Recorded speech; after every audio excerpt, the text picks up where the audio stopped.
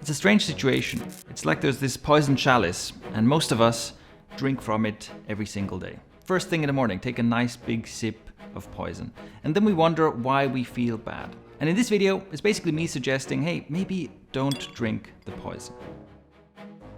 So what am I talking about? I think we've all experienced that the morning, the way we start the day, sets the tone for the rest of the day. And I'm sure you've also wondered, what can you do? How can you start your day so that you set yourself up for a good day, for momentum, for creativity, for productivity, and, not to mention just to feel good? Well, we'll answer that question. But first, just about the worst thing you can do is what most people do in the morning. And that is indulging in morning FOMO. Morning FOMO has two ingredients. The first one is consumption. It puts you in a reactive mode right away when one of the first things you do in the morning is grab your phone and see a bunch of notifications, and maybe check your messages, maybe scroll through a feed or two. Right away, you're putting yourself into consumer mode, and you're putting yourself at the mercy of what the algorithms are feeding you today, and also potentially at the mercy of, whatever, a message, could be bad news, maybe your boss wants you to do some work, whatever it is, right? Right away, you're putting yourself at the mercy of these external forces that put you on the back foot.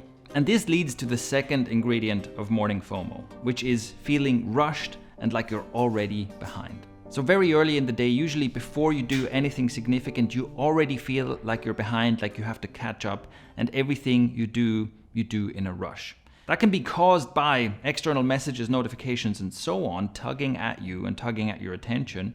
It can also be caused by timing. If you're someone who hits snooze multiple times and dozes off every time, and then maybe by the third time, okay, now I actually have to get up, because right now, the third snooze is when I have just enough time to jump out of bed, rush to the bathroom, get myself ready, and maybe, catch the metro or just about make it to that first Zoom meeting or whatever your morning deadline is. So that's what makes up morning FOMO.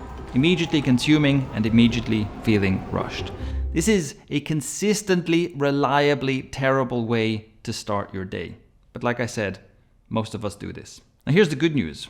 Morning FOMO is such a recipe for disaster that a great way to start the day is to basically do the opposite of all that. To give yourself a great start into the day, here is the morning FOMO experiment. Do the following. First, let's take care of that timing problem. Set your alarm in such a way that you can wake up in the morning and go to the bathroom, brush your teeth, do all that, and then you still have at least 20 minutes of time before your first thing, catching a bus, showing up to the meeting, whatever. You want to have at least 20 minutes of free time there. And also, obviously, don't use snooze. If you're reluctant to do this because you think, well, that means I get less sleep, let me remind you that pushing your wake up time to the last possible minute is just about the dumbest way possible to get more sleep. You can get more sleep by going to bed 20 minutes earlier, but also the trade-off between dozing in bed, between hitting the snooze button a couple of times and having this rushed, chaotic morning is just not a good deal. Next, here's what you do in the morning once the alarm rings. Turn off the alarm and get out of bed immediately. Place both feet on the ground, stand up, and then pause for a moment and take a deep breath. To counteract morning FOMO, give yourself a brief moment to just arrive in the present before taking the next step. Then you go to the bathroom, shower, brush your teeth, get dressed, all of that stuff, and then the next step in the experiment starts. Now that you're ready for your day, you probably feel the impulse to start consuming. Reach for your phone, go through the feeds, go through the notifications, check your email, all of that stuff. Don't do that.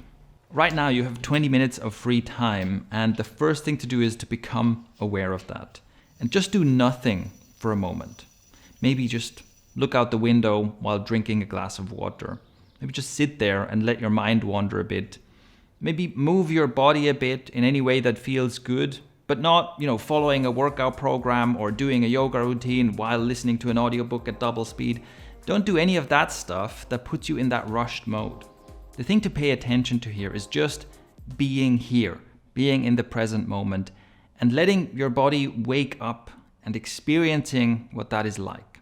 And then the final step in this experiment is grab a pen and paper, and in writing, answer the following question. What is most important today? And simply write down what comes to mind.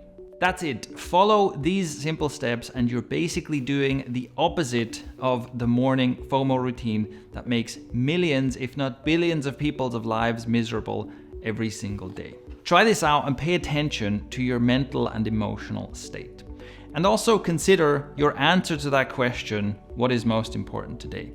It's probably not going to be check your Facebook feed or something like that. It's probably not going to be the things that we impulsively do when we don't take a moment to slow down first. And also pay attention to the part of you that doesn't want to do this. The part of you that says, yeah, but we really like the phone. We really like the tapping and swiping and it feels good, right? Pay attention to the part of you that even though you're probably feeling like 1,000 times better than when you do the morning FOMO thing, there's still a part of you that says, yeah, but snoozing and then checking Instagram first thing in the morning is kind of nice, right? And acknowledge that that part is there, that these impulses are there, but also ask yourself honestly, does this feel better or worse? Is this a better or worse way to start the day? So that's it. As simple as it is, I think you might be surprised with the results. So my challenge to you is this: try this out tomorrow morning. Set your alarm right now, turn off the snooze, get a pen and paper ready, do this tomorrow morning and see what it feels like. Also, in the comments, let me know what is the worst morning habit you've ever had and what is the best one you've ever had. Share your experience by leaving a comment below.